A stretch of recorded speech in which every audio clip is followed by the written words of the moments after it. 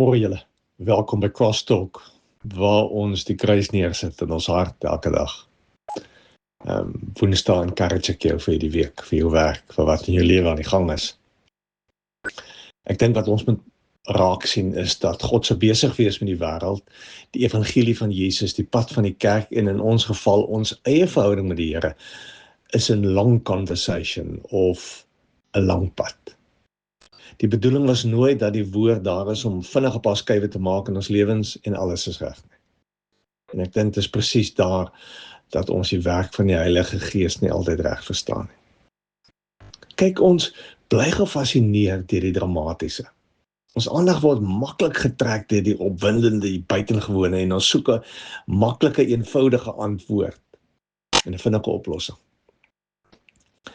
En dit was nooit die plan met geloof nie. Die belofte was nooit dat die Heilige Gees gaan kom en as 'n wonderoplossing ons probleme vinnig gaan uitsorteer en alles vinnig in ons lewens gaan regmaak. Kyk, politici doen presies dieselfde met die leefwonderbeloftes wat elkeen het oor alles wat hulle gaan kom regmaak. Maar in realiteit moes ons nou al teen die tyd geleer het dat dit kan nie waar word of gebeur nie. Maar wat weet ons? As ons vir mekaar sê dat die pad agter die Here aan is 'n lang pad en die gesprek oor die woord en die woord met ons is a long conversation, dan is dit. Die belofte van verandering en vernuwing en groei is 'n langpad belofte. Dis nie kitsmaklik nie. Dis elke dag opstaan en elke oggend kies om ruimte te maak, jou hart oop te maak, stil te word saam met die Here, voor die Here en elke dag agter die Here aan te leef. En môre weer en die dag daarna weer vir die lang pad. Maar daar's 'n tweede ding en dit is dat daar is 'n belofte.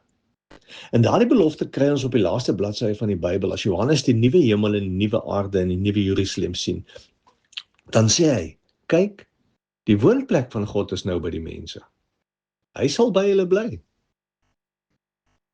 Die letterlik staan hy gaan sy tent opslaan by hulle. Hulle sal sy volk wees en God self sal by hulle wees as hulle God. Hy sal al die trane van hulle oë afdroog. Die dood sal daar nie meer wees nie. Ook leed, smart en pyn sal daar nie meer wees nie. Eendag. En dit is geloof. Dit is die vasgryp van God se beloftes, want God is nog nie klaar nie. Die lang conversation met ons gaan aan elke dag. Maar dit is 'n wete dat God sy tent by ons opslaan, dat God intrek by ons. Van dit. Leef daarmee. Elke dag. Mooi loop.